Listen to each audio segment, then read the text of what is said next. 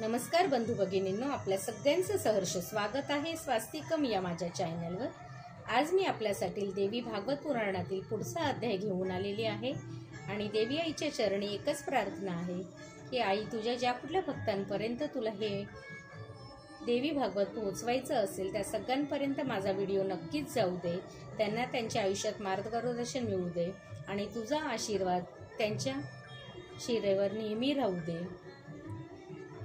ओम सर्व मंगल मांगल्ये शिवे सर्वार्थ साधिके शरणं त्र्यंबके गौरी नारायणी नमोस्तुते। श्री गणेशाय नमः। श्री सरस्वतीभ्यो नमः। श्री कृष्ण विवाह। व्यास म्हणाले, सकाळी नंदाच्या घरी पुत्रजन्मामुळे सर्वत्र आनंदी वातावरण होते।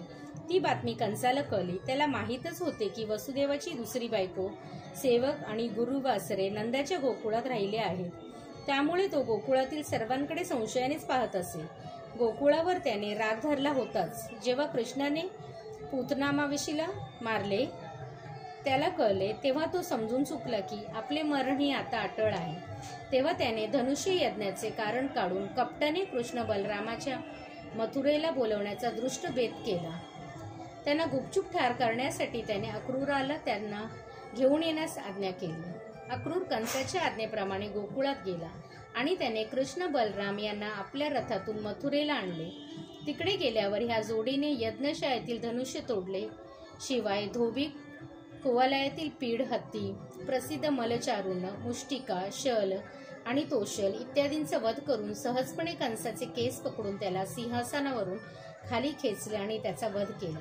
नंतर माता पित्यांना कारागृहातून मुक्त केले आणि आपले आजोबा उग्रसेन यांना राज्य देऊन टाकले।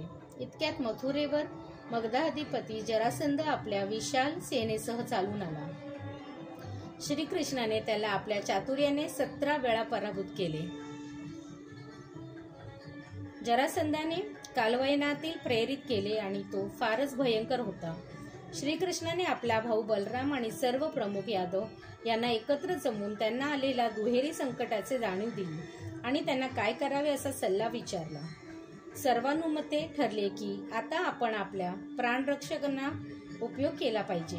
आपण द्वारकापुरीला जाऊया असे ठरले। गरुडाने प्रथम जाऊन पाहून येऊन सांगितले की द्वारकापुरी अतिशय रमणीय आहे। ती रैवताचला जवळ आणि समुद्रकाठी वसलेली आहे। यादवांनी आपले कुटुंबे, वाहने, धनधान्य सर्व सोबत घेतली आणि बलराम आणि कृष्ण यांच्या नेतृत्वाखाली ते मथुरा सोडून निघाले। अशा प्रकारे प्रजाजन आणि यादववीर काही दिवसांनी द्वारका नगरी जाऊन पोहोचले। तेथे जाऊन त्यांनी कुशल शिल्पकारकडून नगरीचा जीर्णोद्धार केला आणि यादव तेथे आनंदाने राहू लागले। बलराम आणि श्रीकृष्ण मात्र पुन्हा पुन्हा मथुरेला परतले। तोपर्यंत कालवनही तेथे येऊन थडकला होता। तो आलेला कळता श्रीकृष्ण मथुरा बाहेर कालयवनाच्या पुढे पुढे चालू लागले। त्याला पुढे जाताना पाहताच कालयवनही त्याच्या मागे लागला। अशा प्रकारे ते दोघे मुचुकुंद जेथे झोपला होता तेथे जाऊन पोहोचले आणि श्रीकृष्ण अदृश्य झाले। झोपलेल्या मुचुकुंदातला कालवयानाने लाथ मारली। तो झोपेतून जागा झाला आणि त्याने कालयवनाला रागाने मारले, तेव्हा कालयवनाचा नाश झाला। नंतर मुचुकुंद तेथून वनात निघून गेला। श्रीकृष्ण आणि बलराम द्वारकेला परतले। तेथे जाऊन उग्रसेनाला राजा बनविले। नंतर रुक्मिणीचे हरण करून तिच्याशी श्रीकृष्ण विवाह केला। त्यानंतर जांबवंती, सत्यभामा, मित्रविंदा, कालिंदी, लक्ष्मणाभ्रदा, नागजिद्दी इत्यादी अनेक स्त्रियांशी त्याने विवाह केला। रुक्मिणीला पुत्र झाला, तो प्रद्युम्न होय। त्याला शंभासुराने पळवून नेले आणि आपली कन्या मायावती हिच्या स्वाधीन केले। इकडे श्रीकृष्णाला जेव्हा पुत्राला पळविल्याचे कारण कळले त्याला खूप दुःख झाले, म्हणून तो त्या भगवती देवीला शरण गेला। देवीने श्रीकृष्णाला दर्शन दिले आणि सांगितले की हे देवेश, शोक करू नकोस। पूर्वीच्या शापामुळे शंभरासुराने तुझ्या पुत्राच्या बळावर जोरावर अपहरण केले आहे।